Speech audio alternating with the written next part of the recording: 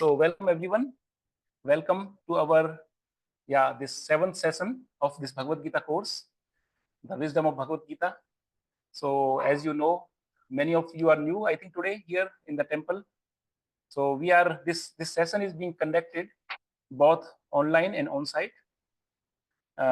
We are doing online over Zoom platform, and later we are sharing the recordings to the YouTube. We are on the YouTube channel Krishna-Connect, and we also have here on-site session in the 𝗂𝗏𝗃 temple. Many new faces are there today in the temple room. So we welcome all of you for this wonderful journey of Bhagavad Gita. Actually, the aim of this course that we do the Bhagavad Gita in 18 days, 18 chapters in 18 days, one chapter each week. We do it. Although it's not sufficient time, because Bhagavad Gita is a broad subject, very deep subject matter, and it always need time to explain each verse and connections between the verse and the main message coming, the practical message for our life. But since people don't have time, they are very busy, so we have to do something. So we try to bring the Bhagavad Gita to each doorstep by creating this course with 18 chapters in 18 days. So one chapter each weekend, each Saturday at 6:30. And I'm happy that many are on-site available. And after the class, we will have also a prasadam here for everyone. We have enough prasadam today. Even we have more prasadam and sweets, everything there. So please, yes, then at the end, so everybody gets the prasadam. Now actually we have finished already 5 chapters, and we are 4 chapters actually. We have finished 4 chapters, and now today we are on the 5th chapter. 5th chapter is very, very important chapter of this course. It's a very deep chapter, very, very deep knowledge, wisdom. And actually, I will just give you because there are many new people, and I was expecting, that's why I make one slide, which is a repetition, which I explained also during my introduction session. And I will also put this slide today because it's very, very important to understand this slide. What is the connection between the chapters? So before we begin with our course, let us make prayers for auspiciousness, all auspiciousness. Mukam karoti vachalam pangum langate giri yat 𝗟𝗶𝗳𝗏 vande paramanand madhavam. Om agyan timirandhasya jnananjana salakya chakshur unmilitam yena tasmai Sri Gurve Namah. Namaha Om Vishnu Padaya Krishna Pristhaya Bhutale Srimate Bhakti Vedanta Swami Niti Namine. Namaste Saraswate Deve Gaurvani Pracharine Nirvisesh Sunyavadi Paschatya Deshakarane. Jai Sri Krishna Chaitanya Prabhu Nityananda Sri Advaita Gadadhar Srivasati Gaur Bhakta Vrinda. Hare Krishna, Krishna Krishna, Hare Hare, Hare Ram, Ram Ram, Hare Hare. So welcome again everyone to this wisdom of Bhagavad Gita. So I was just mentioning you the flow between all the chapters. So we are on the 5th chapter now, and since many of you are new here, also online as well as offline, so I want to just give a very brief overview of this first phase of the Bhagavad Gita, which we are covering now soon. So first chapter was about lamentation. That Arjun was under lamentation. He was confused about his duty, what to do. Should I fight or should I not fight? So he was in Hindi it's called Visad Yoga. Visad Yoga means he was very distressed. He was in distress, in sufferings, and he don't know his duty, what is to be done, what is dharma, and what is his actual identity. So he lost his identity actually, what has to be done. And then in the 2nd chapter, Bhagavan Sri Krishna, because he is a Sri Bhagavan, he has taken the role of a guide, of a teacher of Arjuna. And he explained Arjuna, what is your identity? What is your real identity? What is your constitutional position? And this chapter is very important to understand our identity. And once we know our identity, then we know what we can do, what is our duty. Because the prescribed duties in the Shastras or for the mankind, for the humans, You will know your prescribed duty when you know what is my identity. Then only you know what is my role, what is my duty. So then chapter 3, Krishna is explaining to Arjuna about duty after identity. And when you know your identity and when you know your duty, then what you want to know? How to do the duty. Then you want to know the knowledge, transcendental knowledge, the divine knowledge you need, how to execute your prescribed duties. And once you know everything, you know your identity, you know your duty, you know how to do your duty, you have the knowledge, divine knowledge. Then what is the next step? What happens with all these combinations? What is the result? Today we will discuss the result.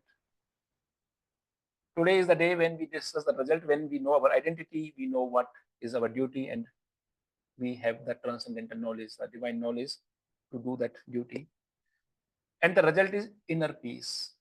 When we have this knowledge, then we get the inner peace. Actually, there are so many disturbances going on in this world, so many disturbances, external disturbances. And if we are in the midst of these disturbances and we don't know our identity, we don't have any knowledge, then we can never have peace. For peace, you should know all these things which are explained in chapter 2, 3, and 4. And then you can have inner peace. And once you have inner peace, then whatever the disturbances you have, external disturbances in the life, then you will be always stable. Then you will be, even if so many disturbances in your external life, but since you are inner peace, then you will be at peace, at the real peace. You know, some people, they have so many peace outside, in the outside world. Everything is good job, good family, good country, everything is perfect, very nice, secure, safe, the environment is good, the weather is good, but there is so many turmoil going on in the mind, so many disturbances are going in the mind, so many agitations are going on, resentment, mind is running here and there, dissatisfaction is going on. Even if we have so much happiness and good, peace outside, but if the mind is not peaceful, we are not peaceful. We are where our mind is. Now we are in this Bhagavad Gita class. Now we are sitting in the temple room in front of the most beautiful deities. But if our mind is somewhere else, my friend is doing a party, what my teacher will think, exam will take place. Now, if we are not concentrating our mind, we are where our mind is. So, but our mind is not in the class. Our mind is just going somewhere else. Then we are not in the temple. Then we are not in the class. We are in the class only when our mind is in the class, when our concentration is there. So that's why it's very important that we should have a peaceful mind. If we don't have a peace in the mind, we can never have peace, even if there is a lot of peace outside world. And once we achieve the peace of mind, what we can do with this peace of mind? What is the next? What next? What is the aim? Why we need peace of mind? Then, with the peaceful mind, we can meditate on the Lord. We can connect with the Lord. Meditate and connect. What is yoga means? Yoga. Yoga means to connect, to link up. This is yoga. To connect with supreme truth, to connect with absolute truth, to supreme personality of the Godhead.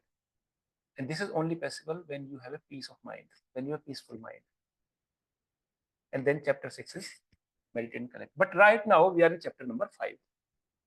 And let us discuss now how we achieve the inner peace. And once, actually, this chapter is very technical chapter, very actually little bit difficult chapter, we say it in our spiritual path. When we read Bhagavad Gita, we say, fifth chapter is little complicated, it's complex chapter, and difficult to connect the dots. What is going on? So many questions from Arjun, so many answers, and sometimes it's confusing. But I have tried my best that that this becomes very easy and good flow, a good structure and good flow. If we have a good structure, then it becomes easy. But if we have no structure, then it becomes chaotic. So yeah, I have tried my best, and hopefully you will also, at the end, you will recognize the process for eternal peace, inner peace, permanent peace. I will keep this session very interactive. I will ask questions in between, so be aware, always awake, because I will ask questions, easy questions, but only need some attention. And I want to tell that at the end of the class, I will share some quiz. We have already prepared the quiz, and the quiz will be shared at the end of the class. And it is recommended that if we finish the quiz directly after the class, you will get the full marks because the knowledge is fresh in the mind, and you can do it nicely. You know, you will have full marks if you finish the quiz. So quiz is already ready. We will post after the class. And one more thing, we have taken the initiative that originally this class was only Saturdays that we do this presentation, the overview, but I feel that we also have to read the Bhagavad Gita.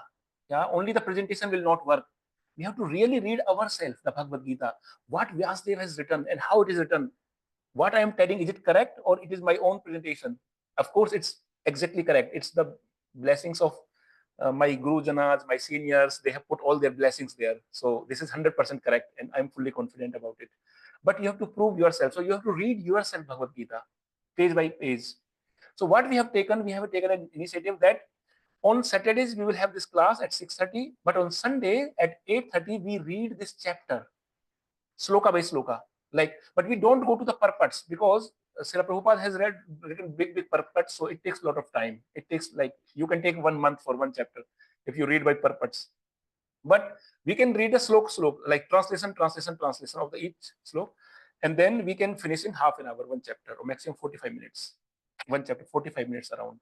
So tomorrow at 8:30 on the same Zoom link, in the group, we have a Zoom link in our Bhagavad Gita group, and there we will read the chapter number 5 tomorrow. So now we move further with all this background information.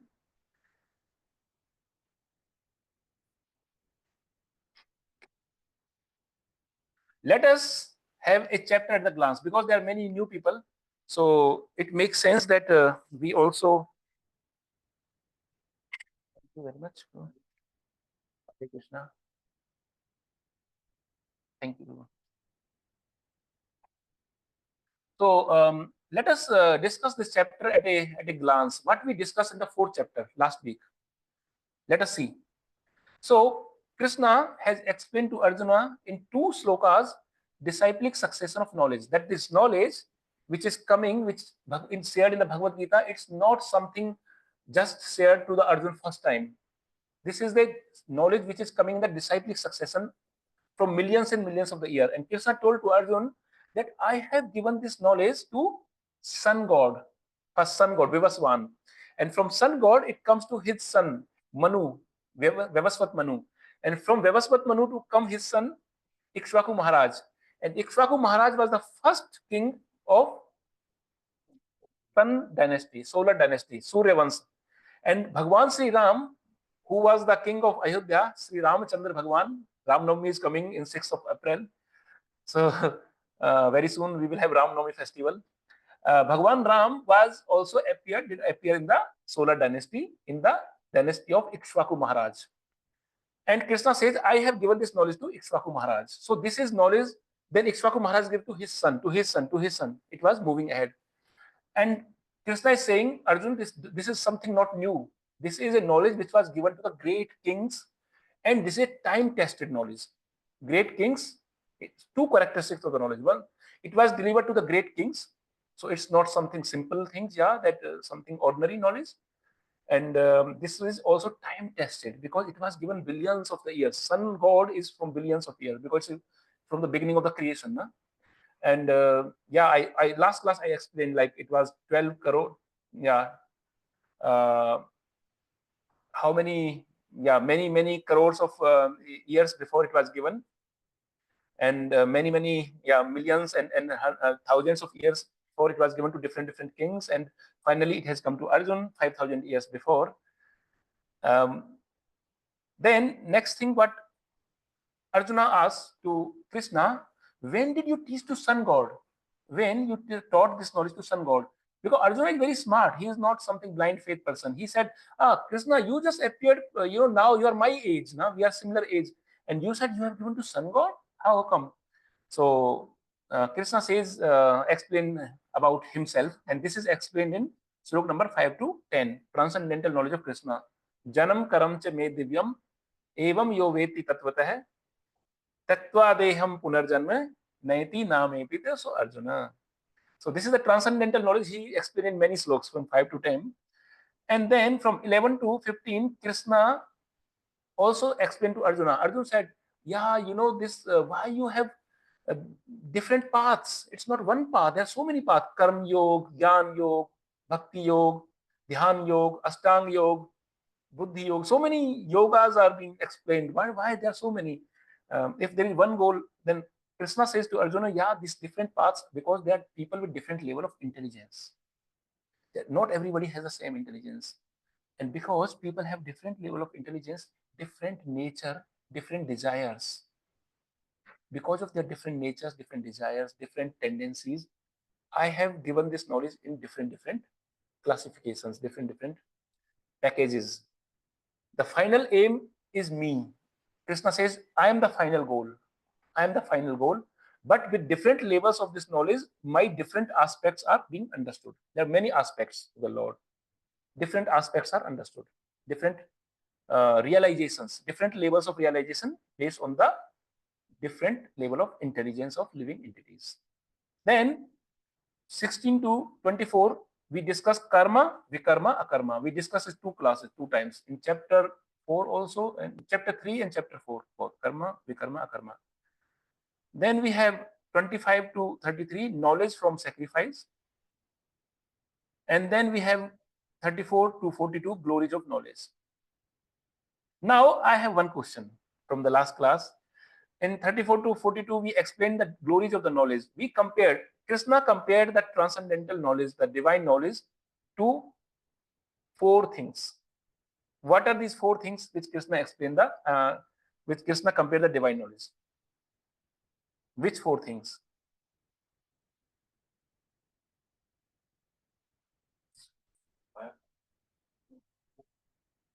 Yes.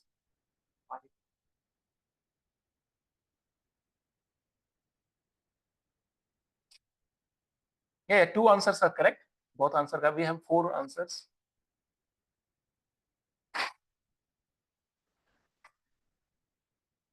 Yes, anybody else from the Zoom class, from the online? What are the 4 things they were compared to the transcendental knowledge? Which 4 things were compared by Krishna?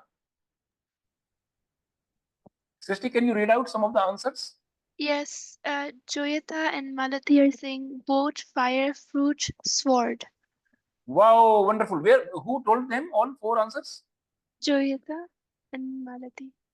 Oh, thank you so much. And here also in the temple, yes, the devotees has. Yeah, I think you remember the chapter then. I'm very happy. At least I got some motivation that you are following. Yes. We compare to 4 things, because the knowledge is like a boat. It can carry away from this ocean of nations, ocean of ignorance. If we do it alone without knowledge, then we will drown. We will just sink in the ocean. We cannot cross the ocean ourselves. We need a boat of knowledge. And fire, because it purifies, purificatory, because we are using so much sinful reactions, we are doing sinful actions we are doing, and this is like a fire which purifies everything. And then what? Fruit. It's a fruit. It's a conclusion of the all knowledge. All knowledge is available. This divine knowledge is the conclusion of everything. It's like a fruit on the tree. And then sword, weapon.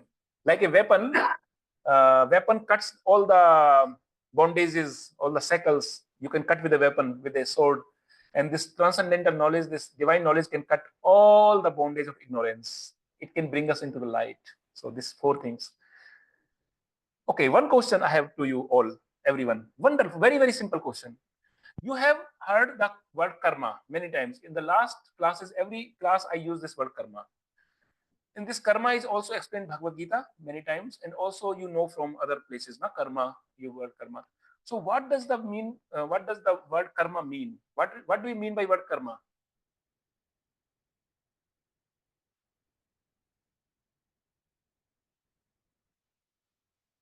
So please write down your answers in the chat, or maybe Srishti can make you unmute if you want to say something in the live class. So somebody says work, action. Okay, then some other. Please be interactive. This is we are one family. We are just together. Don't sigh. If you have answers, just speak up.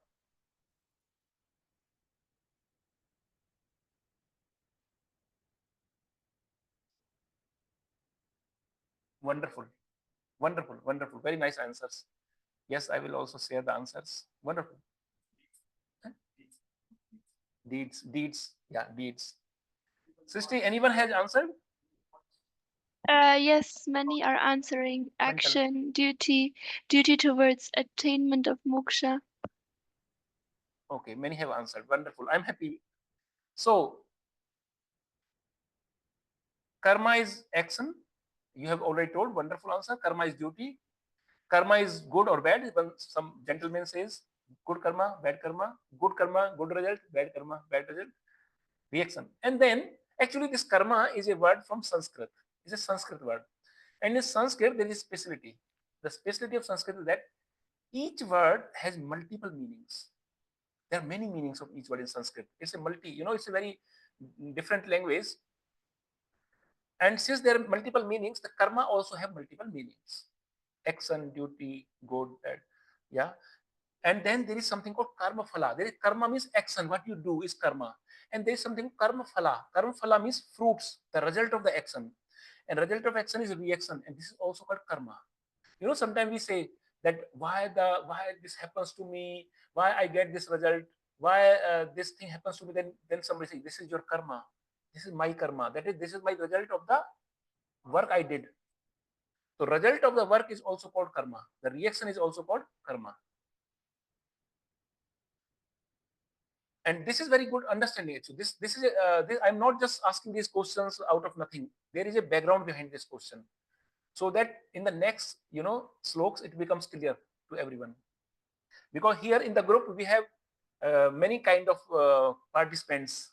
There are participants who are reading Bhagavad Gita for 10 years, very senior people, very good understanding.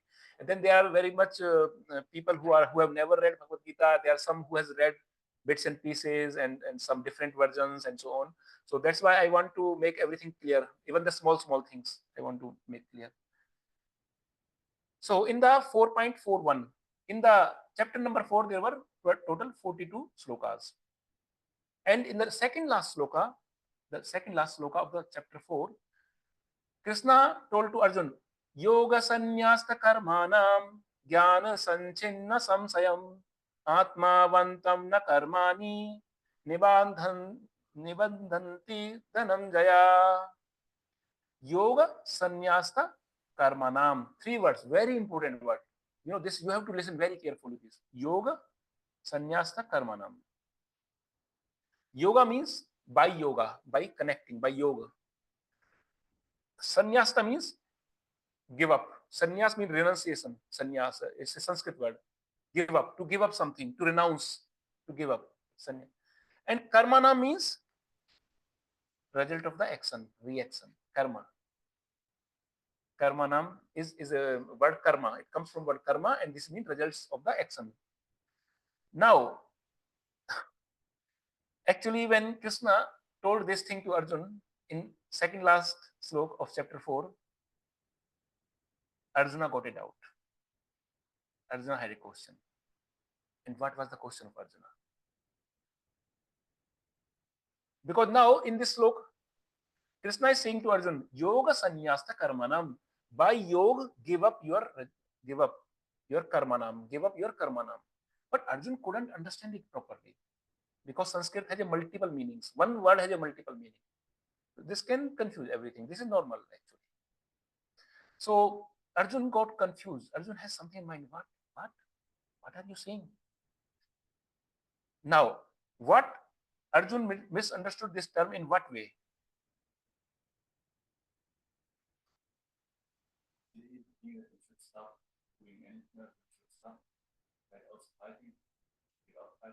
Caesar Prabhu, wow. And anybody else want to say what is the question of Arjuna? Why Arjuna is confused with this karmanam? Karma. He is confused with this word that Krishna is now saying to give up karma. Yeah, karmanam karma.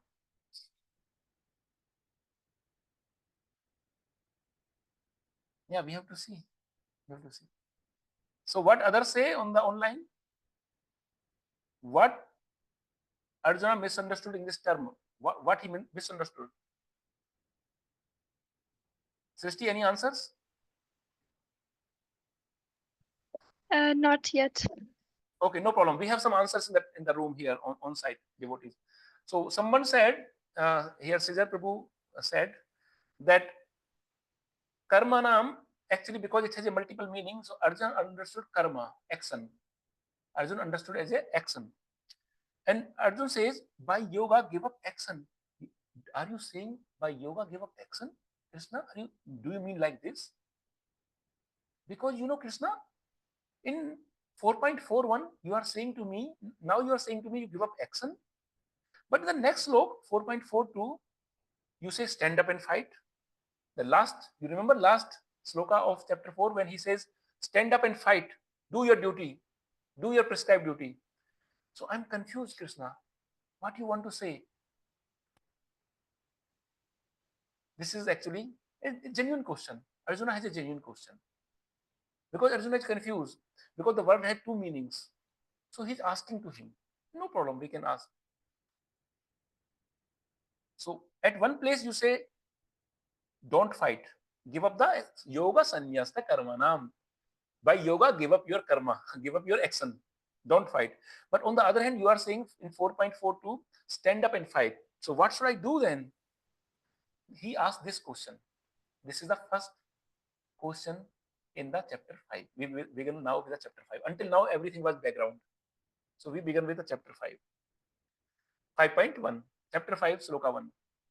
Sannyasam karmanam Krishna punaryogam cha samsasi 𝗟𝗶𝗵𝗲𝗀𝗃 tanme brohi sunischitam. Such a wonderful sloka it is. Very nice. Arjuna says, Krishna, I just have a small question to you.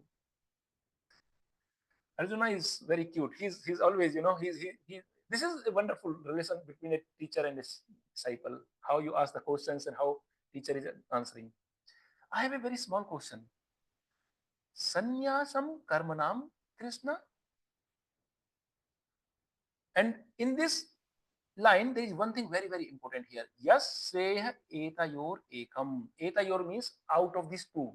Whatever you have spoken, two things. Na? You renounce the karma or do the karma. One place you are saying, yoga sannyastam karmamam, and other place you should stand up and fight. So I'm confused now. Should I do action? Should I fight or should I renounce? So he's asking the third line of the story, 𝗟𝗶𝗵𝗲𝗀𝗃. Just tell me one thing, Krishna.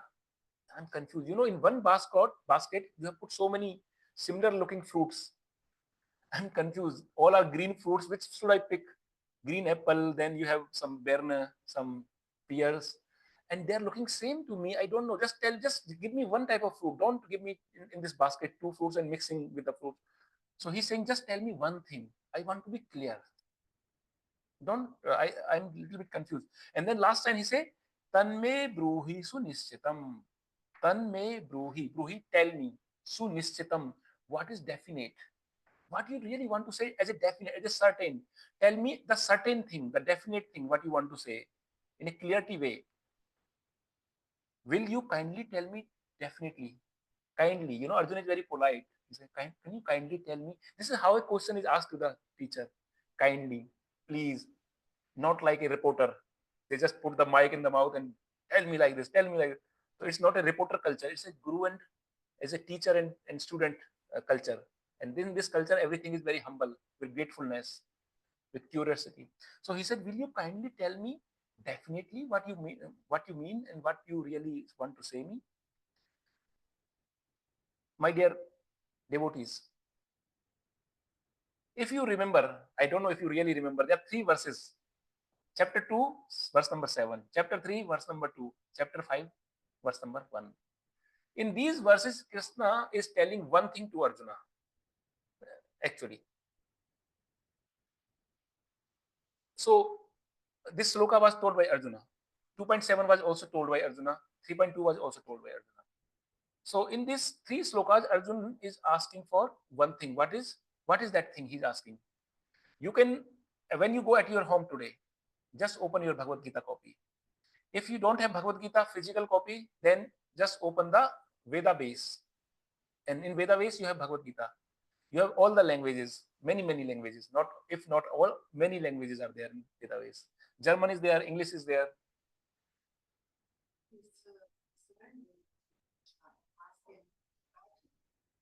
Yes, asking to guide. You're right. You're right.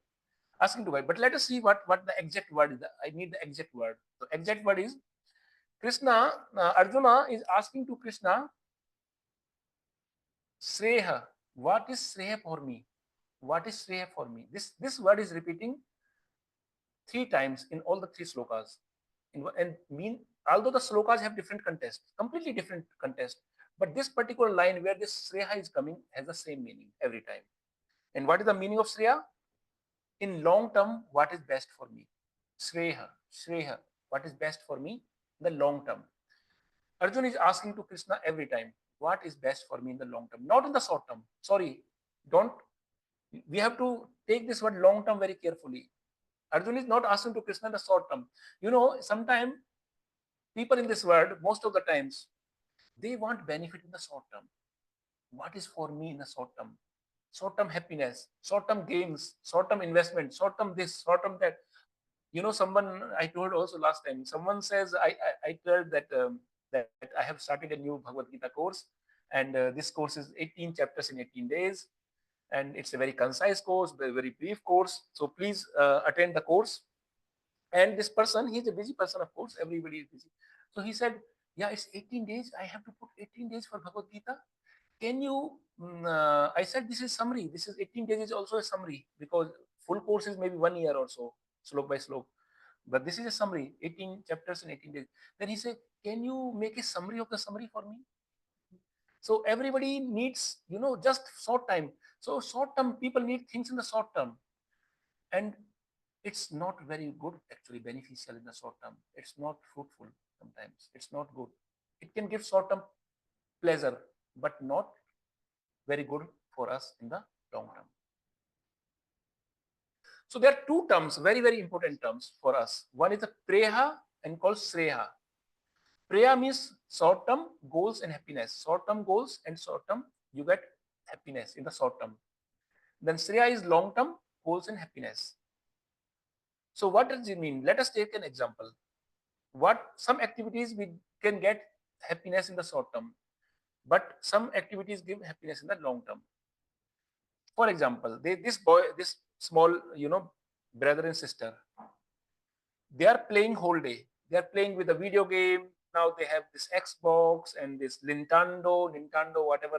They have these games. Now they are playing with the games. And they are not following their parents. Their parents are saying, "Please study, do the homework at first. First do the homework, then play." They say, "No, we play. And once you play with these games, it takes hours and hours, and they are under pleasure. They're enjoying the game. They're in happiness. But when they play, that hours are just going. They don't, they cannot feel how many hours are gone, because they are, completely in their world of games. And the pleasure they are driving, what kind of pleasure they are driving? Priya or Sreya? Sreya. Sreya is a long-term pleasure. Priya. They are driving Priya. They are driving short-term pleasure. They are playing game and driving, but in long term it is not good. They will have a lot of problems in the future if they don't, use the student life, and then don't follow the parents, don't be disciplined, don't do some austerity. And there is a Sreha. There is another student. He is doing, he's studying. He's focused in the study. He's very sincere. He's following his parents, what the parents are saying, what the teachers are saying, and he's doing his work on time. He's focused. What kind of student he is? Still child he is. Sreya. He is a Sreya. So Sreya is something which gives happiness in the long term, because when he studies nicely, he's a disciplined life, then he will become a nice person, a good person, and he will have a successful life. He will get the purpose of the life, because he is not using the life for the short term. What Bhagavad Gita teaches us? Prayer or Sreya?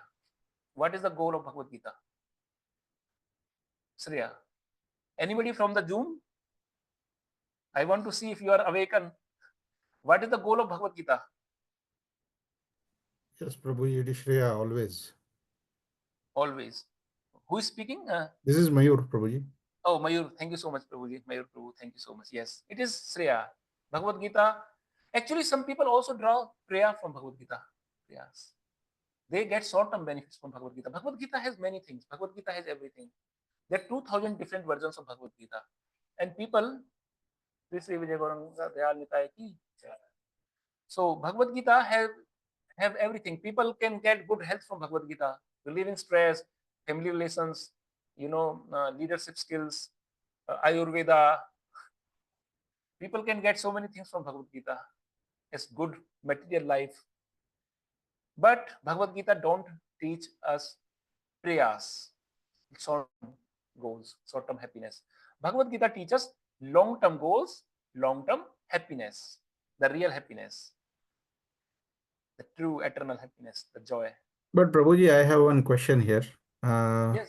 It is possible, right, that to begin with, like what topics or aspects which you mentioned, for example, family relations, relations with others outside world, etc., etc. So when people, I mean, if they start with these prayers to pick up from Bhagavad Gita, isn't it a good step towards, attaining the Shreyas? So you are again Mayur Prabhu, na? Yes, Prabhuji. Yes, Prabhu. Yes, I will tell you this point. Actually, it's a very, very good question. Very good question. And let us go to the next slide. And we have one teaching.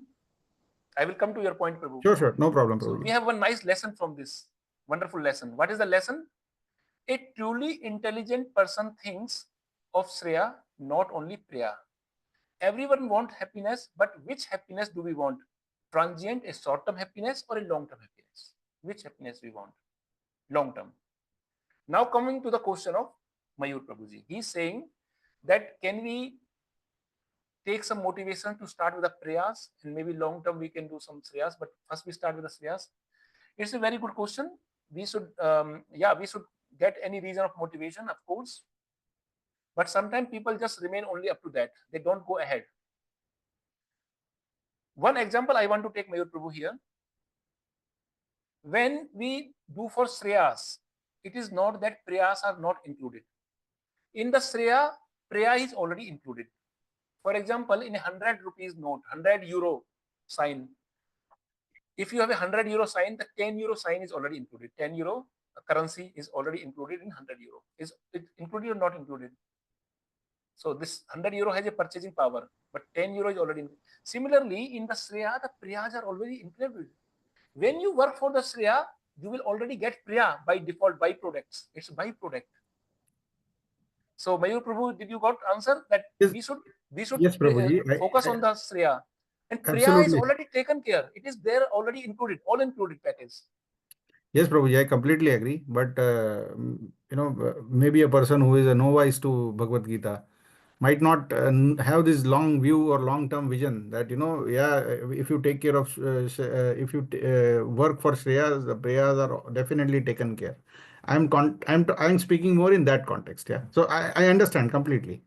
Yes. So that's why we discuss this in detail in chapter number 4, that there are different paths, different pathways. There are different way of yogas. Like Bhakti Yoga is there, one way, the direct, devotional service to the Lord. Then Karma Yoga is there, Niskam Karma Yoga is there, Sakam Karma Yoga is there, Jnana Yoga is there, Dhyan Yoga is there. And there are different paths are there. So finally, people can use different paths and then they can make their life successful in the successive way. So this is there actually, what you are asking.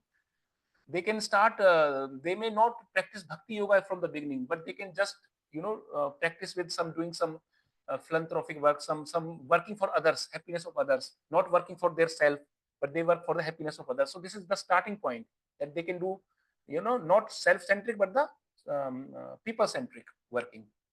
So slowly then, and family-centric, society-centric, and then it goes further and further. So it's a good thing. They should start, and then when they get the real knowledge, then they should directly, focus on Shreya. Completely agree. Yes. Yes. And then now we just finished on the sloka number 5.1, the first sloka, where Arjuna is confused when Krishna is saying that you leave the karma. Now he's answering. Krishna is answering. Actually, Arjuna is asking, what should I do? Should I do karma or leave karma? Or I renounce the karma? What should I do? And Krishna says, sannyasas karma yogasya. Both are good for liberation. You can do your karma, you can do your duty, prescribed duty, or you can renounce the karma completely. Sannyasa, renunciation, or karma yoga. The two approach, renunciation or karma yoga. So So he's asking now, Krishna, Arjuna is asking to Krishna, what should I do actually? What is good for me? Shreyas, na? Tell me what is Shreyas. Shreya for me. What is for my good? For my please tell me this. And Krishna is saying both are good for liberation, but karma yoga is better for you. Karma yoga is better for you.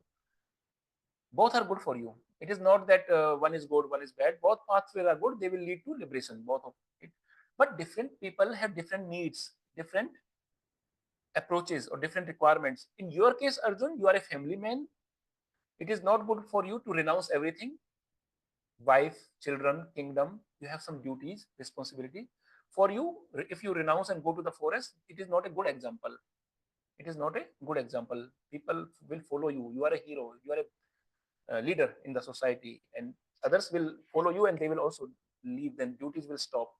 So both are good, but karma yoga is better for you as a person, for you. And we are also representing here Arjuna. So then Arjuna is asking, how does work lead to liberation? I understand. Actually, Arjuna has this understanding in the mind. When somebody is going to a secluded place, doing some yoga, meditation, chanting, and doing some renouncing everything, this material world, then he is actually going for liberation. This is a picture in the mind. People have this understanding.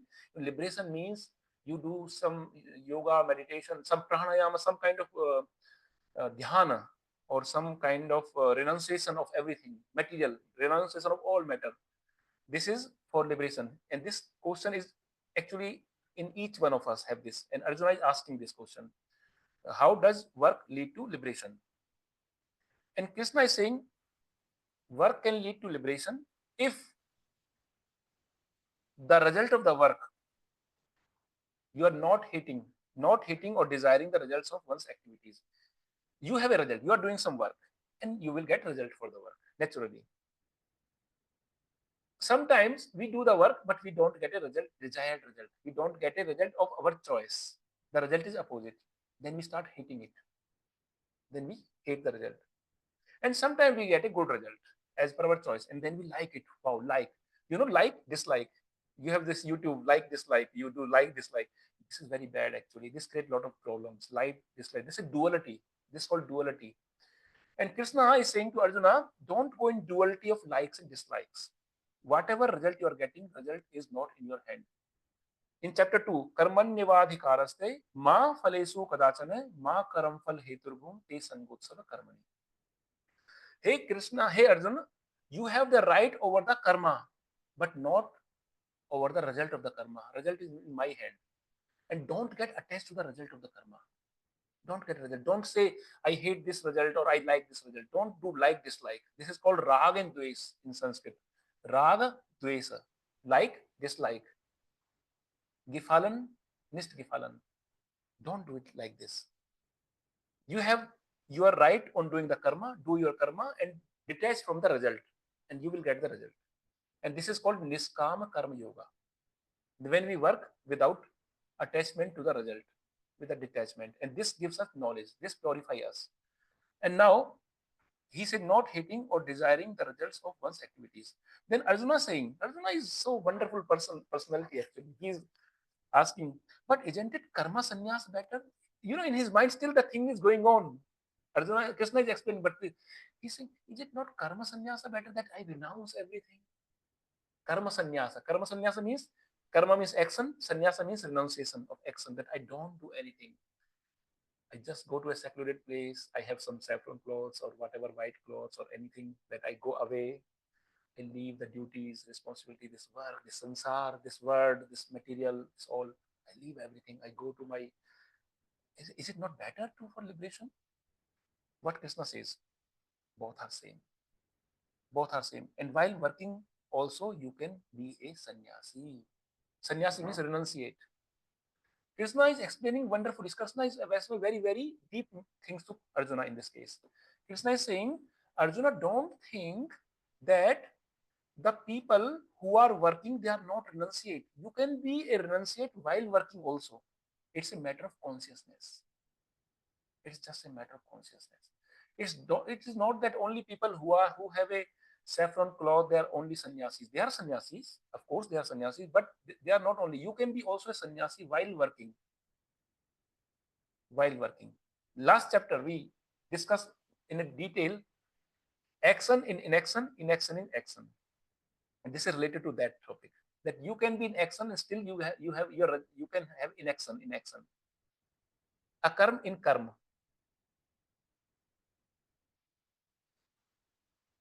Arjuna, how? How I can do it? How I can do it? Okay, then Krishna says, instead of taking sannyasa of karma, take sannyasa in karma. This is one thing, action in yeah. So Arjuna is asking about sannyasa. His mind is somehow hanged up in the sannyasa. He liked this thing because he has seen people who has got liberation by sannyasa. So he want to understand this. Why not sannyasa? Why should I do work here? Why should I kill people? And Krishna is saying, instead of taking sannyasa of karma, instead of renouncing the karma, renouncing the action, take sannyasa in karma. Take sannyasa in karma. Not take sannyasa of karma, not do sannyasa of karma, but take sannyasa in karma. Like whatever karma you do, what does it mean? Arjuna is asked, what this is a very technical word, Krishna. You are speaking very technical words. Just explain me. What does it mean taking sannyasa of karma or take sannyasa in karma? What does it mean? Then Krishna explain again. Explain again. He said, give up the results of your work, understanding that anyway nothing belongs to you. Nothing belongs to you. This is a big understanding, my dear devotees. This is not small understanding. Nothing belongs to. Can we say nothing belongs to me? Nothing belongs to us. The whole world is working on the principle of belongingness, attachments, belongingness, my, I, my, me, mine. These are the words we are using every day in everything. And Krishna is saying, give up the results of your work, understanding that anyway nothing belongs to you. Arjuna says, then the work also doesn't belong to me. If you say nothing belongs to me, then work also doesn't belong to me. Then why you are asking me to work? See how intelligent is Arjuna. Arjuna is really perfect. Like this is beauty of Bhagavad Gita. It's so logical, so scientific, so rational. There is a question answer. It's not blind faith. There is a trust between the speaker, between the teacher and the disciple. And there is a patience. Both of them has a patience. It needs a lot of patience. And the patience comes with the trust. Now, 6th sloka, Krishna says, mere sannyasa, detachment from matter, cannot make you happy. But karma yoga, attachment to the spirit, can quickly unite you with the Supreme, the source of all happiness. Supreme Lord, Supreme God, who is the source of all happiness.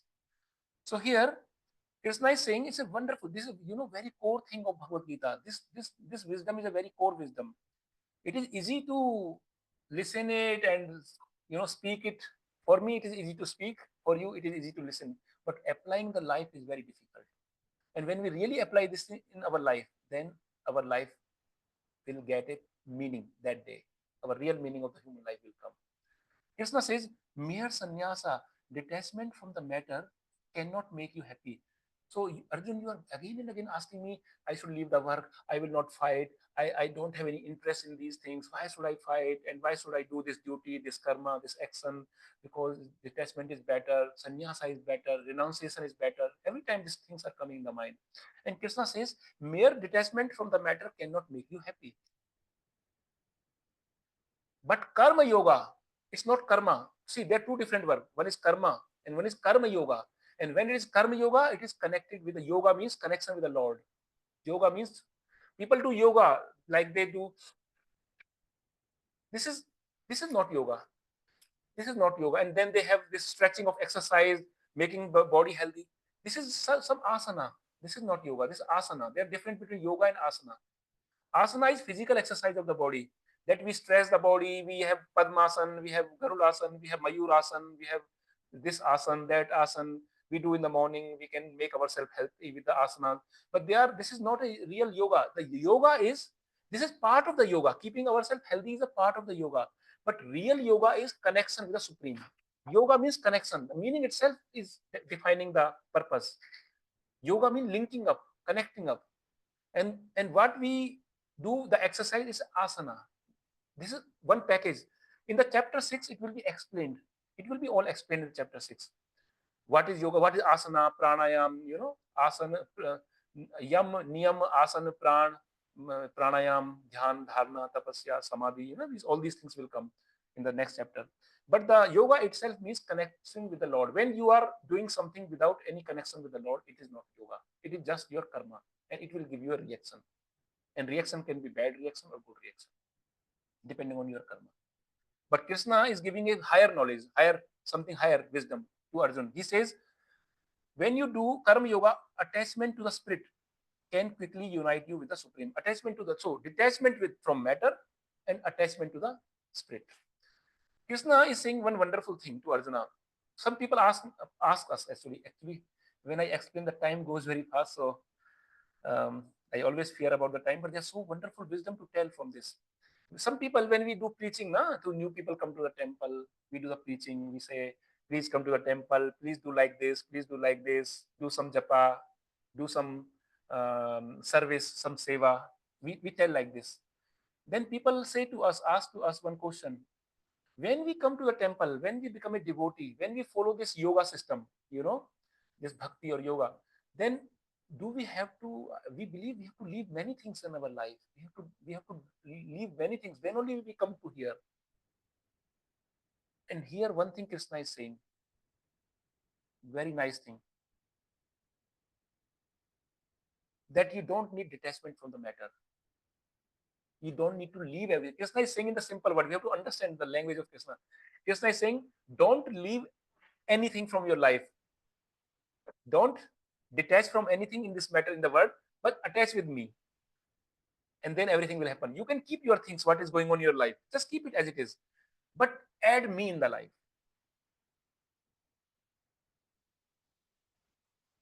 Krishna don't say detachment from the matter.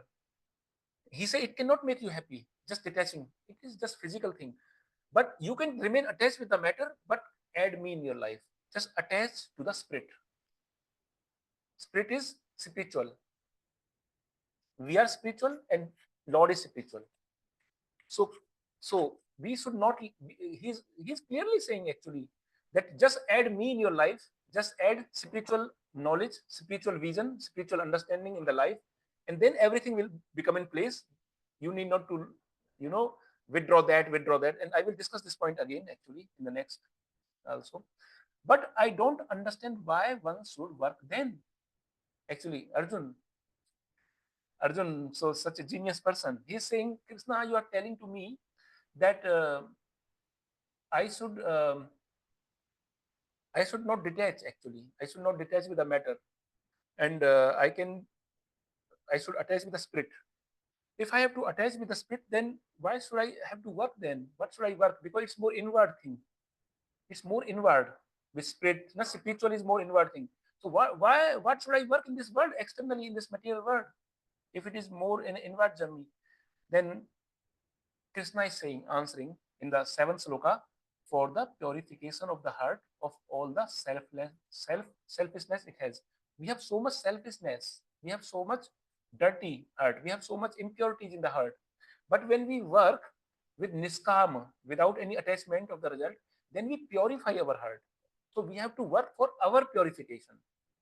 When we work with the niskam karma yoga, then we are not self-centered, we are people-centric. We are centered to the others. And when we do working, when we practice our work centered to the others and not for us, without the attachment to the earth, then we purify our heart. And when we purify our heart, then the knowledge reveals. The pure knowledge reveals to us. We cannot get the knowledge by reading only. It reveals. The divine knowledge always reveals, and it reveals when we do this niskama karma, when we do without attachment. Then the selfishness will go away. Selflessness will come with this. Arjuna, by working but not for oneself. So he's asking, okay, selfishness means working for self. But that means, Krishna, you want to say that I should work but not for me. Is it, do I have a correct understanding? He's verifying from Krishna. Is I have a correct understanding? Okay, by working, I can make purification, but not for oneself. Then Krishna says, yes, now you understood. Now you understood. Then Arjuna said, if not for myself, I should work for whom? See, he's making our life very easy. Arjuna is working for Arjuna by asking these questions to Krishna. He is actually helping us only, because he's getting all the answers so that there is no ambiguity. And such a knowledge is called absolute knowledge. That's why this is not a relative knowledge. Whatever we are learning in our textbooks, the schools and colleges, and this knowledge, newspapers, we have so many knowledge, magazines, site script, so many knowledge. This is not absolute knowledge. And when we have this divine knowledge, this is absolute knowledge, because it clarifies everything. It goes, it can answer all our questions. But only thing we should know how to understand it. We should try to learn it from someone who has learned from his guru. Then only we can understand. If we try to understand by our mind, ourselves, then we may not be able to get it. And Arjuna is learning from Krishna, the Supreme Personality of Godhead, directly. And then this knowledge comes in the disciple succession, and then that's why we need a guru in our life, that we can get the knowledge, understand the knowledge. By our own wisdom, we have limitations. Bhagavad Gita don't have any limitations. The knowledge in Bhagavad Gita, it has no limitations. It's a perfect knowledge. It's a complete knowledge. That's why it's called absolute knowledge. But sometimes we think this is not clear. This is not clear. This is I'm not agree. This is not matching. This is not somehow fitting to me. It is not making sense to me. Actually, the problem is that the knowledge is full, knowledge is perfect, but it is not making sense to me because I am not perfect. Because I have limitations. I have limited understanding. Krishna says, everybody has different level of understanding and intelligence and desires. So that's why we understand knowledge until the level we have our understanding, our intelligence. And if we want to understand complete, then we have to take the shelter, like Arjuna is doing here. And there is a wonderful sloka here, very good sloka. I really like this sloka from chapter 5. You will also like it. Brahmanyadya karmani sangam tyatta karoti hai lipyate na 𝗟𝗵𝗂𝗏 𝗏𝗏 𝗟𝗏𝗃 Brahmani adya karmani sangam tyatta karoti hai lipyate na 𝗟𝗵𝗂𝗏 𝗏𝗏 𝗟𝗏𝗃. So here Krishna is saying wonderful wisdom to Arjuna, very, very good wisdom, very important for all of us, for our practical life. One who performs his duty without attachment, surrenders the result unto the Supreme Lord, is unaffected by sinful action, as the lotus leaf is untouched by water. So here, actually, Krishna is giving an analogy, a wonderful analogy of the lotus flower who is growing in the water. A lotus flower is growing in the water, from the water. And this water is not something mineral water, distilled water, or water which is very purified water. This is also in lake, in some ponds. There is a mud also, muddy water. And this lotus flower is growing in the mud. It is coming, mud is there inside. In the mud, it's growing and coming out. And it's blossoming, looking at the sun. So this lotus is a great example in our life. In spiritual teachings, a lot of times lotus example is given. Lotus is very pure, very, very pure. Even the body of the Lord is also by lotus feet, lotus hands, lotus face, because it's very delicate, very auspicious, good fragrance, blossoming, positivity. So here Krishna is giving this example that a lotus flower is growing in the muddy water, in mud, but it keeps itself attached from the mud, from the water, because you know what is the reason? There is a scientific, you can read in the Google Guru, you can put in the Google Guru what is the lotus effect. There is an effect called lotus effect. In the lotus effect, you will find that this lotus flower or this leaf of the lotus has a special construction, special composition, that it doesn't touch water. Although it is all the time in the water, but doesn't get wet. It doesn't get wet because it's called lotus effect. And scientists are trying to make some materials which has lotus effect, so that the material doesn't, to get the same chemistry which lotus. So lotus is growing in the mud, in the bad conditions, if filthy conditions, smelly conditions, but it is blossoming, it is giving smell, it is giving fragrance, positive smell. So similarly, Krishna is saying to Arjun, oh Arjun, when you do your duties, your karma, your actions without attachment, without any attachment to the results, then, and you surrender these results to the Supreme Lord, to the Lord, then whatever sins are occurring due to result, whenever you are doing this action, you know, when we are doing any action, there are some sins, some pap is happening, because we are not being perfect. We are not perfect. We make mistakes. We always have some mistakes. You know, when we are driving the car, so many insects are coming under our tires. We are killing so many insects, so many jivas, living entities. When we do any activity, we are doing, some sins are already involved everywhere. And Krishna is saying, since you are doing some activities and some sins are involved, some pap is always there. But if you do this karma, this action in such a way that you don't attach to the result, then whatever pap, whatever imperfection in this action, you will not get the sin. It is like this. A lotus flower growing in the muddy water, in the mud, is not getting any association with the mud.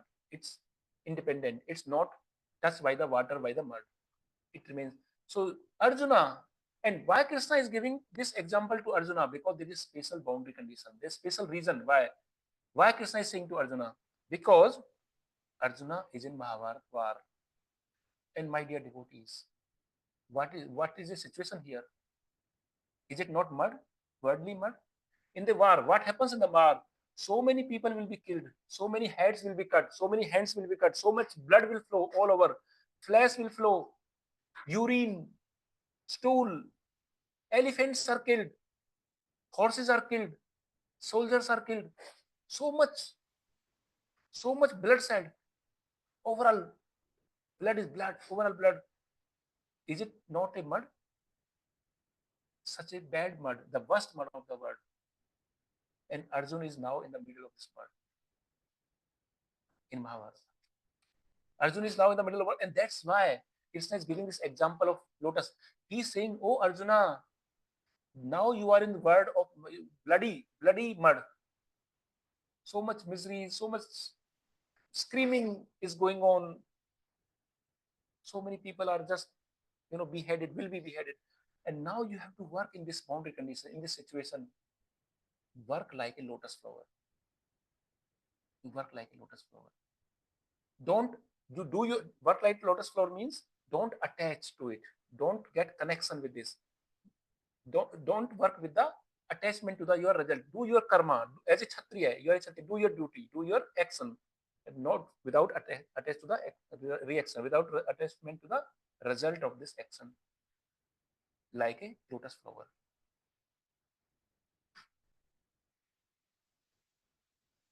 What lesson we draw from it?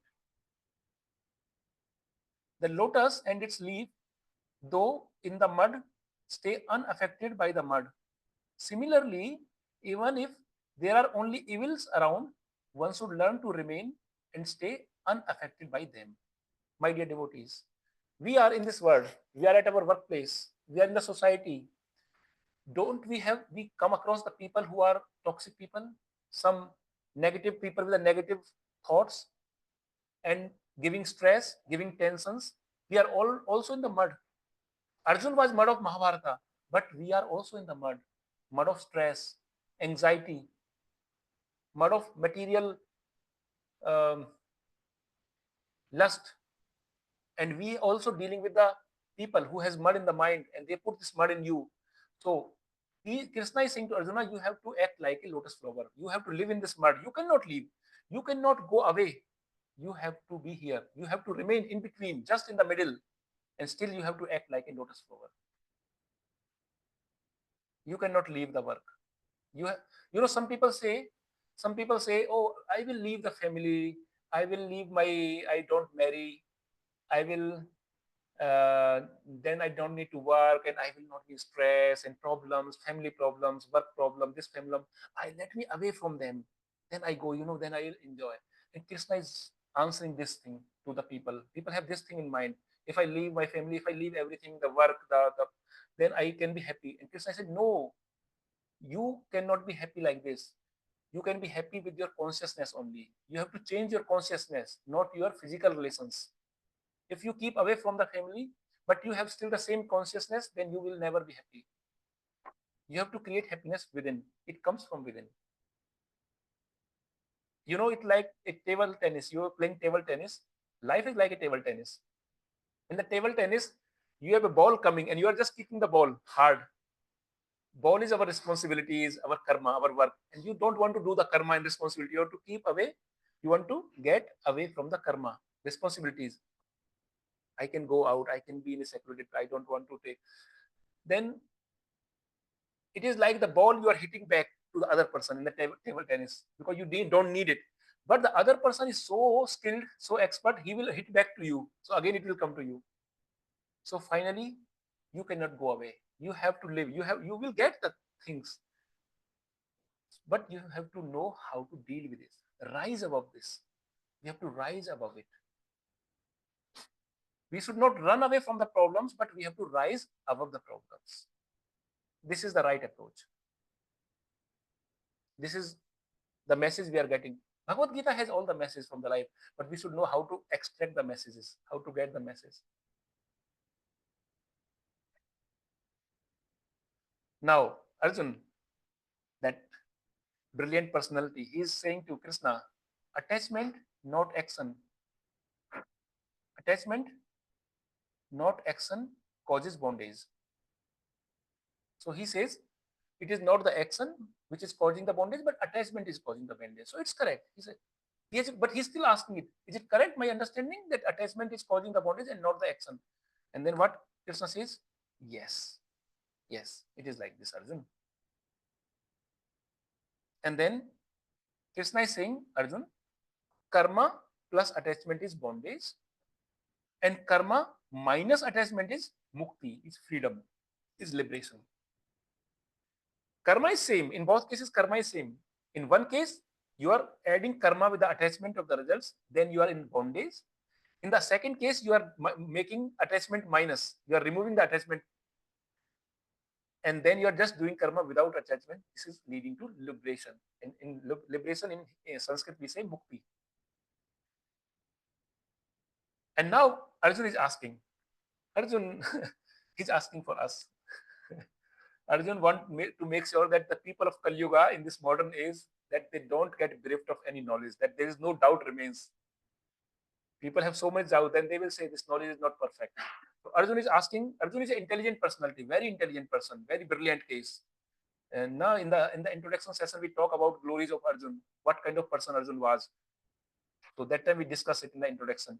So he is a very, very brilliant person, but he is becoming an instrument and he's asking on behalf of us. And he is representing a real person, a real man in the society, in social structure. And he says how to become detached. Krishna says, by the knowledge that you are not the only doer. This is a wonderful concept here, actually, my dear devotees. Wonderful concept. You will really like it. So actually, there are many ways in Bhagavad Gita. There are many things are explained about detachment, how to detach. And one approach of detachment, a very important approach, is explained now in this sloka.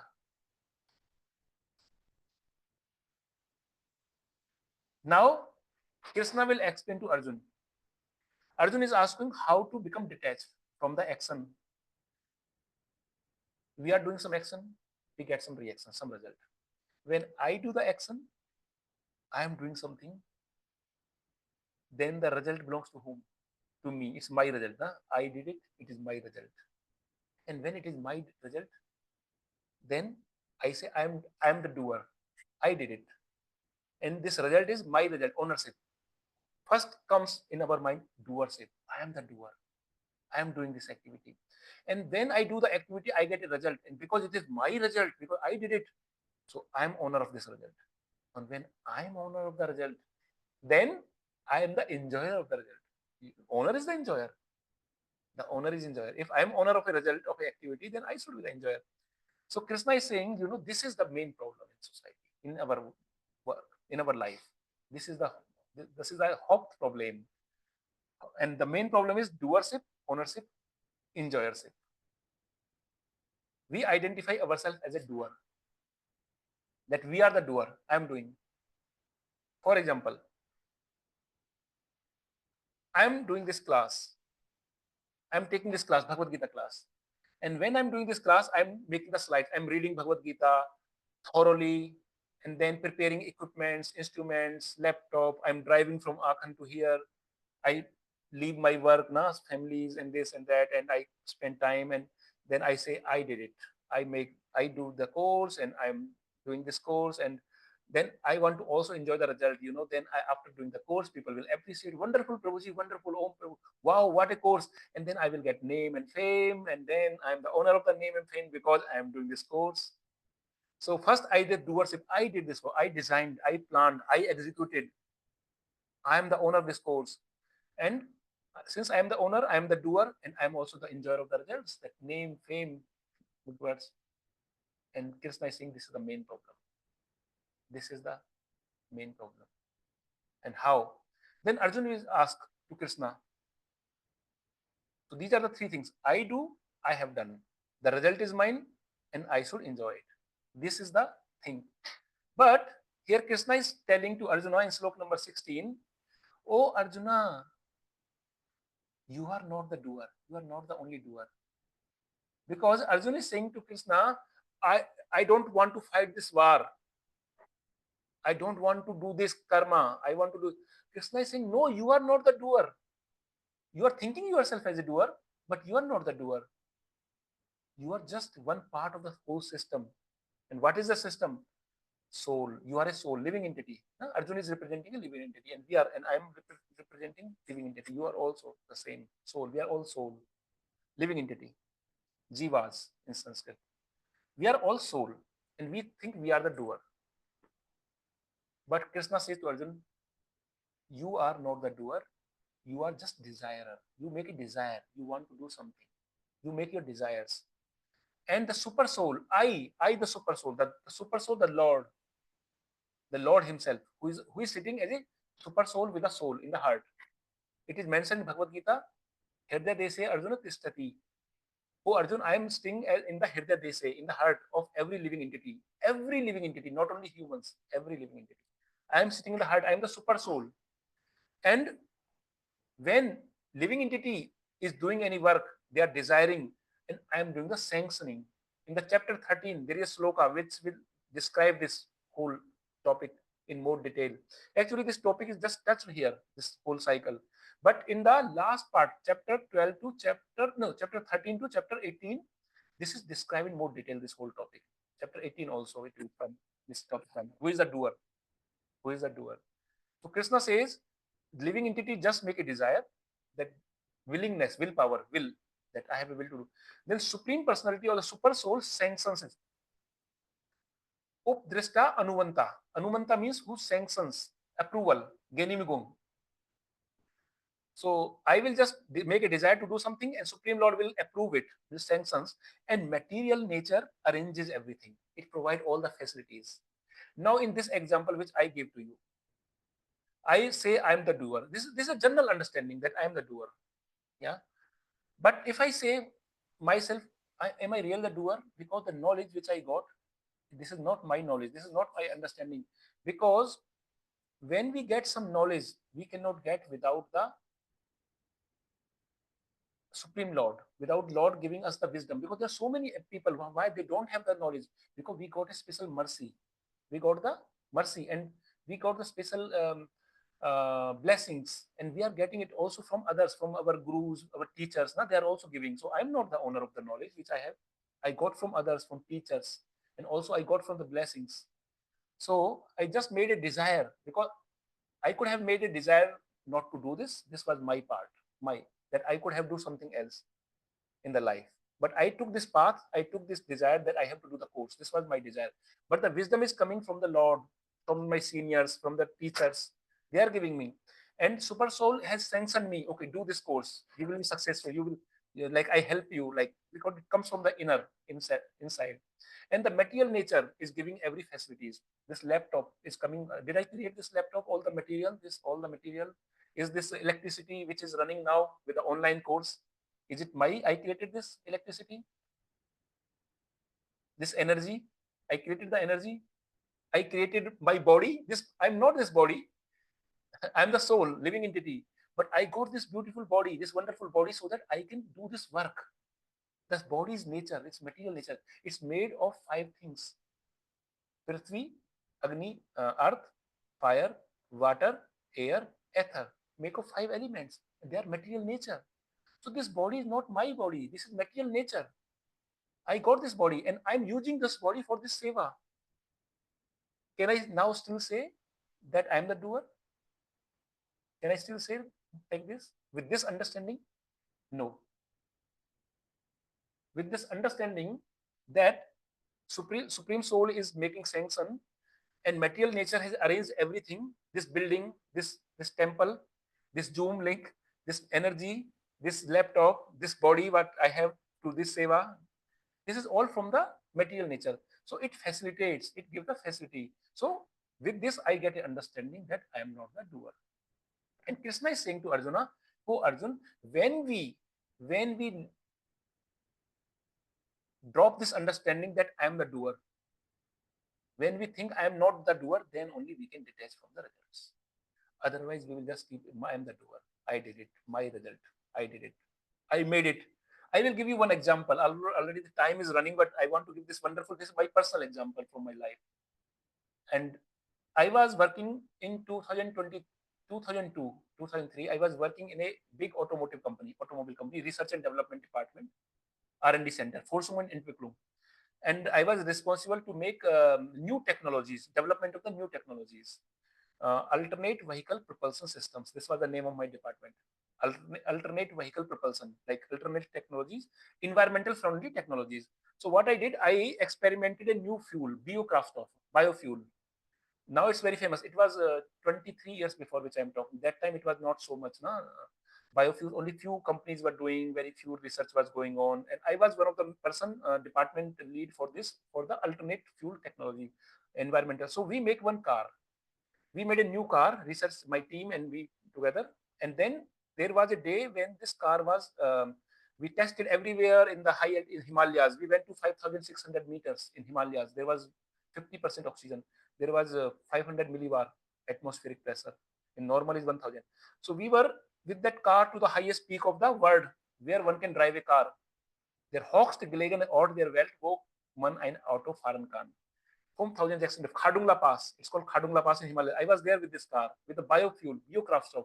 And this was the first car in the world which has run on 100% biofuel. Normally we mix 10%, 5%, ethanol and all. In Germany we have 4% ethanol, E10. This was 100% biokraftstoff, first time, and on the highest peak, there is no oxygen, difficult to run. And this was successful. And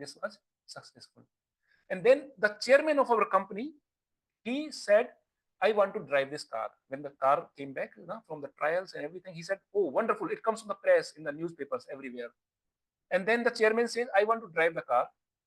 And my boss says that, because I was the team leader for this, so he said, okay, I have to sit with him together because I have to explain him everything, how we did, what we did, and this and that. And the chairman was sitting, he was on the steering wheel, and he was driving the car on the test track. There was a test track with, you can drive big speed, like maximum speed.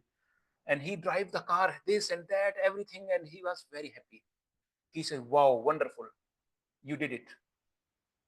it is proud for our company, and it comes in the press everywhere, in the newspapers, in the magazines, in the TV, or everywhere. There was an interview of my chairman in the television and in the news channels. Wow, first time such a car, and then he said, you deserve it. He said that you did a great job, and I said to him, no. First time he asked me, it works. Technically, it works. He told me like this. First, I asked him, sir, like in this company we used to say, sir, how do you like it? And he said, it works, wonderful. Then I said, it's God's grace. God did. I told him like this, it's God's grace. God has blessed us that we did. And then what he told to me, he said, no, you are an engineer. You should believe on yourself. You did it, not God. You are an engineer. You should have confidence in yourself. You have did it. I said, okay, sir. What I can say, he's the chairman of the big company. Like,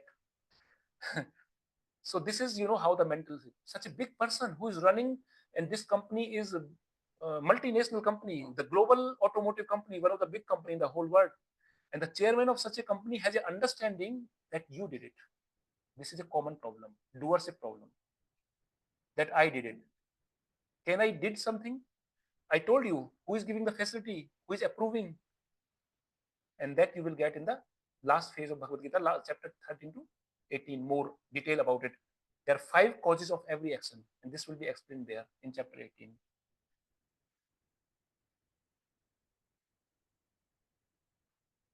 We will come to this. Now we are in a flow, we will discuss this. So now this is one wonderful example. Actually, I give my example, took some time. So there is one example, this person. Oh, sorry. So it is like this. So this person is Muhammad Ali, 𝗬𝗏, and this person was the greatest boxer of the world. 𝗬𝗏. His daughter is also Layla Ali, Muhammad Ali and Layla Ali. She was also a fighter, Olympic. So he's the greatest person in boxing, and he win many Olympic boxing. And he said, I am the greatest. I said that even before I knew I was. This is a very famous line of him. You can read this line everywhere in the internet. People know him because of this line only, that he told this, he has this punch line. I am the greatest. I said that even before I knew I was. So he was so proud of him, his knowledge, his boxing power. And he was knocking down everyone. He was the winner, always winner. And he has been so many gold medal in Olympic and everywhere.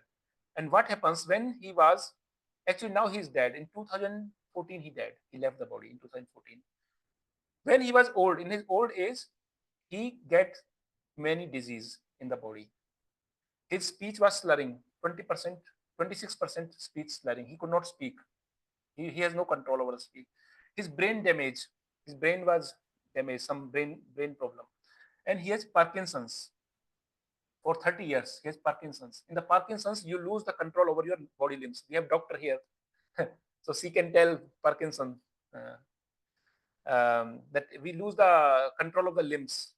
And when he had this Parkinson's, because of this, he was not able to lift the cup of the tea. A small cup of the tea, he was not able to lift. The person who has knocked down everyone, big boxer, and he said, I'm the greatest. I'm the most powerful. He cannot lift the cup of the tea. And he was invited to Olympic game for inauguration ceremony because he's a great person. He was well known. So he was invited for the inauguration of an Olympic game, and he was asked to lit the torch, Olympic torch, the fire, the torch, that we have to do inauguration. He could not do it. He said, my hands are Parkinson. And when he was going for inauguration, he has to cut the ribbon with the scissor. He was not able to do that. Small things he was trying to do. And then people asked him, some reporters asked him, Mr. Muhammad Ali, you said you are the greatest. What do you think? What do you say now about you? And what he answers. He was a very intelligent person. And he came from a humble background, very humble background, and he grown himself. He was a self-made, like we can say in the material word, self-made. Of course, we are talking about, we are not the doer. So he was asked the question that you are the most powerful, you are the greatest, you said. So what you say now? He said, yes, I am the greatest. Now also I am the greatest. But I am the greatest fool. I am the greatest, but I am greatest fool. Because I was thinking I am doing everything. I am the doer. I am the champion. I won everything. But now I cannot even lift a cup of tea. That means the power which I have, this power was not my power. This was something was giving me the power. There is some source of power. From that source, I was getting the power. So he understood this fact in the life, at the end of the life. But better we understand in the beginning of the life, not at the end of the life like him. And he was an intelligent person that he understood the fact. Otherwise, some people even don't understand it until the end of the life. They just leave the life in ignorance. So Muhammad Ali's example, we know that we are not the doer. There is some other facility. There is someone else who is a doer, but we are part of that process. We are instrument in that process. We are one part of the whole cycle of doership. Only one lesson we can draw out of it. Only in ignorance does a person begin to believe that whatever good has happened has so happened because of him or her. And that is why he or she alone has the complete right over whatever results that has been achieved. Did you understand, everyone, this long sentence? Is it understandable? Yes? Anybody who is not understanding this sentence from the Zoom session, from online? I think everybody understands. It's very simple. Only in ignorance does a person begin to believe that whatever good has happened had so happened because of him or her. And that is why he or she alone has the complete right over whatever result that has been achieved. This is called feeling of doership. I did it. I make it. You are engineer. You did it. God didn't did it. Why? It's from God's grace. So this is how even such intelligent people, this owner of a company who is such a intelligent personality, they are such big people, educated people, but because we have this material education, in this material education, even if we are intelligent, we are highly qualified in the material education, it is not necessary that we are also having spiritual education. Spiritual education is completely different. And someone who is not materially very qualified and very educated, who has no PhD degrees, no doctor degree, but if he's not educated highly, still he can have good spiritual education. It's two different topics. And the real education is the spiritual education. The material education just help us to gain the bread and butter in this world. But the spiritual education is the real education which can help us in our perfection of the human life, the real purpose of the life. Now, Arjun says, but don't we naturally seek enjoyment? We all seek enjoyment by doing work. And Krishna, actually, about this happiness, there are so many books. If you do the study about the books, now people want to. Arjuna is saying that so many people are seeking happiness, and Krishna is saying, yes, happiness everybody seeks. And if you search in Kindle, in the Google or in the Amazon, put happiness, you will get so many, around 5,000 results for the books on happiness. People have written so many books on happiness. Everybody needs happiness. I think you will all agree that you also need happiness, everybody of you. Everybody needs happiness. It's a basic requirement of individual to seek for happiness. And these, when you put in the Amazon, this is just for Kindle, for ebook, 50,000. But if you do it for every book, hard book also, then you have maybe many millions of the books only on the happiness, on the topic of happiness. Such plethora of books on happiness. People want to get happiness. They want to read books to get happiness. Happiness is the meaning and the purpose of the life, the whole aim and end of the human existence. So Aristotle said, he's a great philosopher, Greek philosopher. He said, happiness is the meaning and the purpose of life, the whole aim and end of the human existence. This is perfectly said, happiness, about happiness. So this is, this child, He's in a supermarket in a corner, in a fruit corner, and he's happy with the apple. He got happiness because he wanted to get an apple, sweet apple. And this boy, maybe he's getting some wonderful dream, or he's so happy in the sleeping condition. And this girl, she got a bicycle in the gift, and she's so happy that she can ride the bicycle in open place and in nature. And this family is looking the football match, soccer match, and the team of their choice has won the match, and they're so happy by seeing their team winning, the choice team winning. And you see this singer, the pop singer, he's a guitarist. It is the first concert of his life, and his all the fans are in front of him. He's so happy that he is doing the first concert of his life in front of everyone, his fans. A yogi, like a person who is very busy, very fed up with the material life, and he wants to go to the nature, to some mountains, and he's doing some yoga, some pranayama, some connection with the Supreme. And this person is happy with a tomato, a small tomato. And he's just happy because he's getting some fresh air. In the cities, there's so much pollution, and this person got some fresh air, and he's happy with the fresh air. And this mother is happy in the feeding the child, so happy that getting satisfaction in feeding. And son is happy, this baby is happy in in getting the feed. And this girl is praying in the church, and she's happy that God will help me. She's happy in the church. And this chef, he's cooking the food for everyone, and he's happy to feed the people by cooking. And here is a bunch of devotees. They are singing mantra. They are singing the mantra and bhajan, and then they are also happy because they get happiness by singing. And this personality is also giving a lot of knowledge to the people, and he's happy by giving knowledge. Is a 𝗍𝗶𝗵𝗏 Prabhu.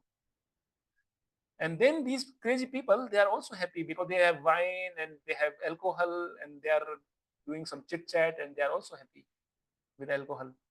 And this person is the man of the match. He make the match won, so he's happy because it was the final match of the World Cup, and he make it happen. And this girl is happy in lying over the lot of money, currency, because she has so much currency, so money, so he's very happy that I have so much of currency. But is it the true happiness? Who can tell us what is real happiness? All of the people you have seen, many varieties, some children, some elder, some girl, some boy, some young, some players, some musicians. So many variety of the life we have seen. They are all happy in their own way, own definition of the happiness. But who can tell us what is the real happiness? Who can tell us? When we are desireless? No, this is the state of happiness. But I'm asking, who can tell us the real happiness? Who person? The name of the person who can tell us what the real definition means. Because everybody is finding definitions. Maybe you will not find a happiness, Gagan Prabhu, in eating a small tomato. For you, happiness is like a rasgulla or something. So who is defining the happiness then? There is someone who is defining the happiness. In this case, the person himself defining, in this case, particular. But who is defining the real happiness? Because a pig is in the mud, eating the stool. He's happy, he's very happy. I'm eating the stool. So is it really happiness? But it is happiness for him. For a pig, this is the happiness. But this is not the real happiness. Who is defining the real happiness? The creator. The creator. We discussed in the introduction that a mobile phone is created by a company. The manufacturer knows its purpose and how it has to be used. The manufacturer of the mobile knows how to, and our manufacturer is God. We are son of the God. We are daughter of the God. We are the product of the God. We are made by the God. This material nature is made by God. Human is made by God. And all the jivas, animals are made by God. So God is our creator, and the creator knows better what is the happiness for my creation. Creator knows better about the creation. A father knows what is happiness for my son, what is good for my son. But the Supreme Father knows for everyone.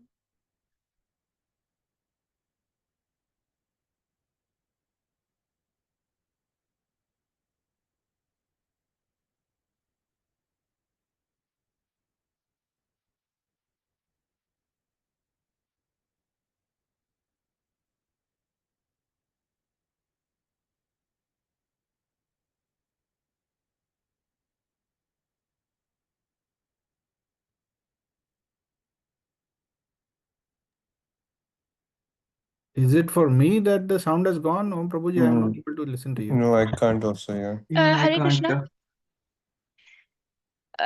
Papa, your sound is not audible anymore.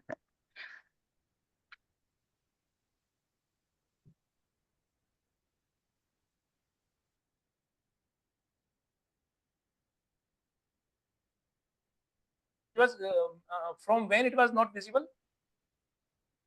You can take prasadam. Please take prasadam. No, Prabhuji, it was just a couple of, I think not more than 5-10 seconds. Okay, so now it's visible, and now is again. Yeah. Oh, you are audible. Yeah. Yes. So I was giving the example that who knows the real happiness for us? What is the real happiness for us? Who has created us?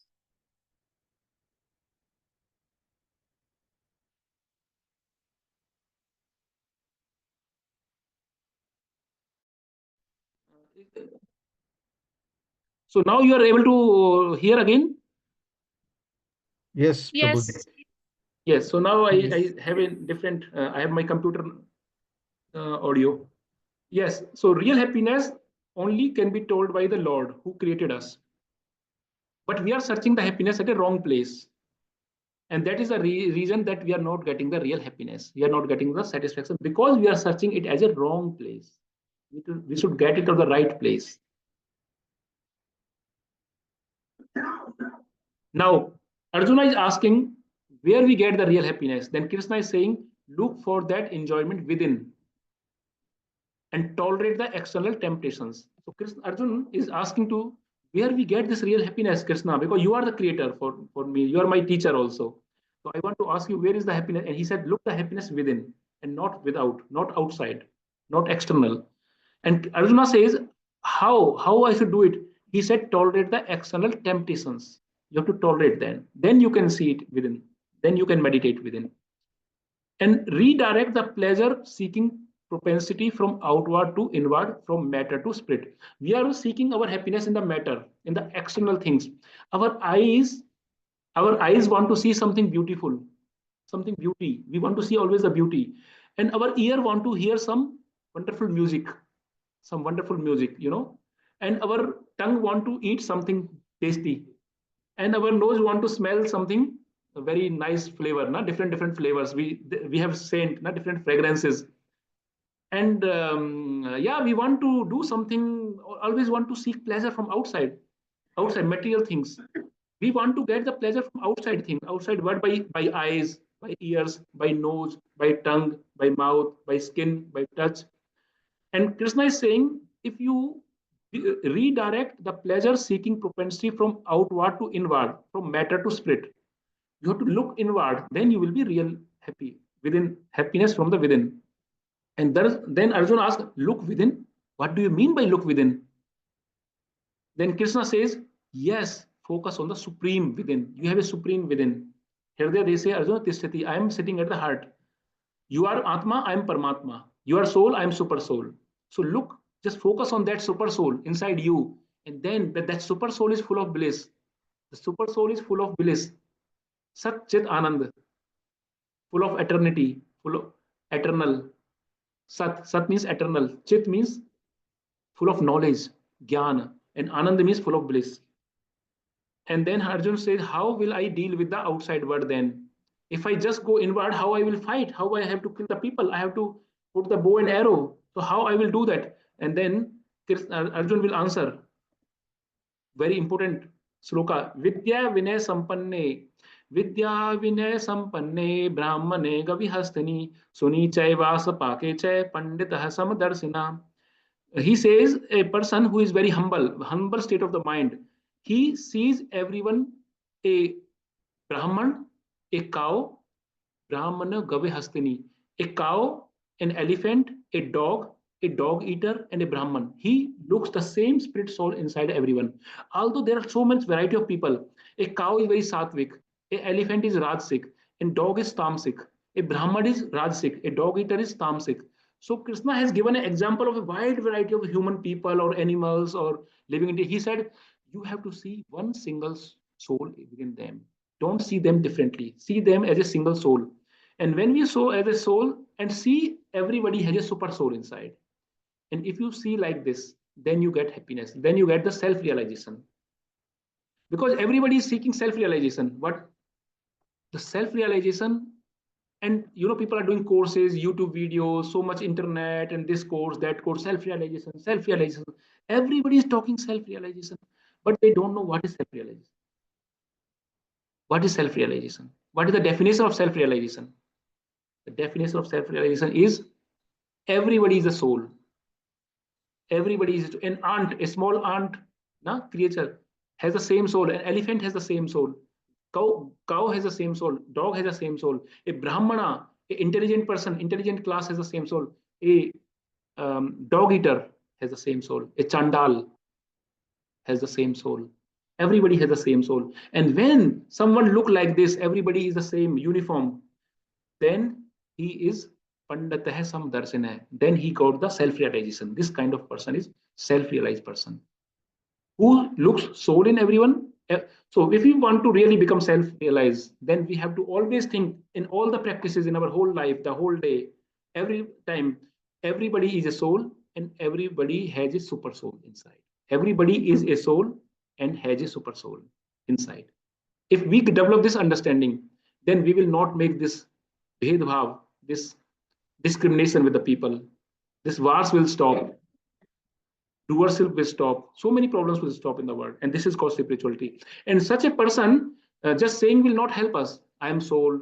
I have a super soul. Everybody is a soul. Just saying will not help.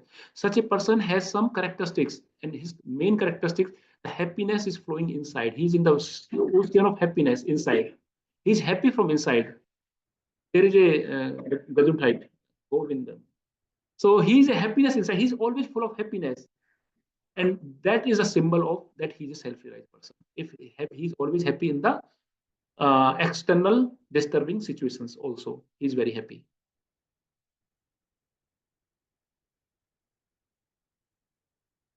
So I will just make it quite fast now.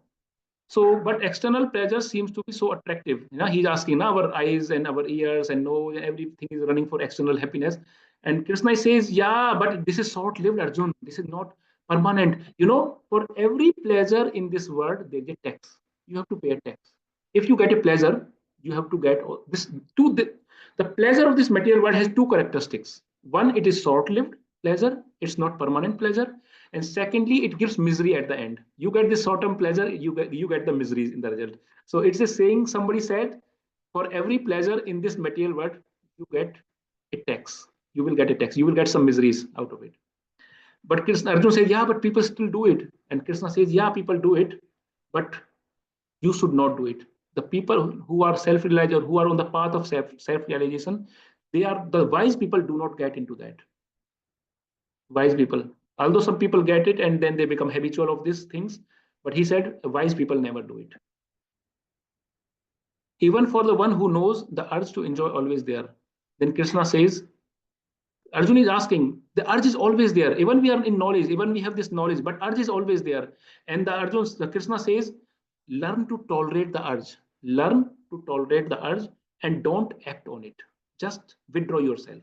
Withdraw out of this external pleasure, external tendency of pleasures, and these forces like eyes, the object of senses, just withdraw from them like a sthit pragya person. And Arjuna asked, till then, kab tak? Until when I can do this? It's every day, every moment. And Krishna says something wonderful in the next sloka, 23. Krishna says, lifelong. Arjuna, you have to do lifelong. You have to withdraw from these sense objects lifelong. You have to always keep on doing. Mind is running here and there. You have to beat the mind. You have to beat the mind, and you have to do every time. Every time the mind is running on the senses, on the pleasure, on the external pleasures. So you have to control. It's a lifelong process. How is it possible? And then Krishna says, possible for one who delights inward, a perfect yogi who is inward looking. And Arjuna is thinking this yogi is who is always meditates and who is in renounce the karma and all. No, he has this thing in mind. And the Krishna says, a yogi, it doesn't mean that he renounces. He is a yogi who is a karma yogi, who is also doing karma and who is giving the results to the Supreme. Can you take something from the kitchen you eat? Yeah, just take something. So, and Krishna is saying, I don't mean Ashtanga Yogi, or I am saying the Karma Yoga, Niskam Karma Yoga, I mean, not the Ashtanga Yoga. And we will discuss this Dhyana Yoga and Ashtanga Yoga in the next chapter. And Krishna is giving a wonderful concept here. In like the last sloka of this whole chapter, in the last sloka, Krishna is saying, Bhoktaram 𝗟𝗶𝗳𝗏 𝗟𝗏𝗀𝗶 maheswaram suhirdam sarvabhutanam gyatva mam santim ricchati. So Krishna is giving a peace formula. What is the peace formula? If someone apply this in their life, then they can get eternal peace. And what is that peace? That peace formula is Bhoktaram. That Bhoktaram is the supreme enjoyer. That Lord is the supreme enjoyer. Lord is the Bhoktaram. He's the supreme enjoyer. And then Sarvaloke Maheswaram. He's a proprietor. Because he's the supreme enjoyer. Why he's a supreme enjoyer? Because he's a supreme proprietor. He's the owner. He's the owner of everything in this world. Whatever is manifested or unmanifested in this universe, he is the owner. And that's why he's a supreme enjoyer. But although he's the owner of everything and he's the supreme enjoyer, still he is the best friend of everyone. Suhirdam sarvabhutanam. He's the best friend of everyone. Such people who are the owner of everything and who are the supreme enjoyer, normally they are not best friends. They have ego. They have a lot of problems. They don't mix up. They don't care for people because they are the supreme enjoyer, supreme owner. But Lord is not like this. Lord, although he is supreme enjoyer, although he is a supreme owner of everything, still he is a best friend of everyone. He shares everything. He shares with everyone. He is the supreme enjoyer, so he's the supreme proprietor, owner, but he still shares everything with everyone. And he don't keep with him only. He gives to them. He helps. He's taking care of everyone. And that's why he's the best friend of all. And when we think that Lord is the supreme enjoyer, Lord is the owner of everything, and he's the best friend of everyone, nothing will happen bad with me, then only we will be in the peace, in the real peace. And this is called the peace formula. If we apply this sloka in our life, then we can never have stress. Because then we will not think we are the controller. Then we will not think we are the enjoyer. And then we will not think we are the proprietor. Then we will have some surrender to the Lord, dependency to the Lord. And he will take care of everyone. He is the father of everyone, and father take care of the son and daughter to everyone. So yeah, you can ask a question maybe. Tomorrow we have a session again. We have to read the chapter 5, only the translations. So you can ask all the questions during that time tomorrow evening on the Zoom, on the same Zoom link. We will discuss. We will just read the chapter.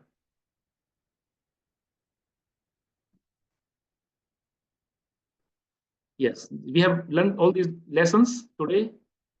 Now the time is less, so I will not go through all the points. I can speak half an hour about these 5 points, but but it's too late actually already. Yeah, this is a summary of this chapter. I will explain this summary in the next class when I start. Normally, when I start the next chapter, we always give a summary of the last chapter. So I will discuss this slide. Right. Yeah. So let us see, meet each other next week. Actually, we have a holy festival. In 𝗂𝗏, we have a Vedic holy festival. Wonderful holy festival. Everybody is invited to participate in the holy festival. So we will not have the Bhagavad Gita class next Saturday. We will have on the last week of the March, our next chapter, chapter number 6, Dhyana Yoga. Yes, thank you very much. Holy festival next Saturday. So our holy festival will start at 1:30. So please, everybody who is online, please come to 𝗂𝗏 next Saturday at 1:30. You can come also 2 o'clock. We will have a �ពុષ્પ Abhishek, the flower abhishek of the lordships. We will have many dance performances like cultural temple dance, Bharatnatyam, Kathak. We will have bhajan. We will have some Vaishnava bhajan. And we will also have a wonderful prasadam, the best prasadam we will have, the special of 𝗂𝗏. So thank you very much, everyone. I thank you. If I make any mistakes, because when I speak, I also make mistakes. So whatever mistakes I have made, I seek forgiveness. And you can correct it. You all are learned people, and you can correct the mistakes. And if I say something good, something which is useful, something which is helpful for you in the life, then I give all the credit to my Gurujanas, my teachers. Thank you so much. Hare Krishna, Hare Krishna, Hare Thank Krishna, you. Hare Krishna. Hare Hare, Hare Ram, Ram Ram, Hare. 𝗏𝗏𝗏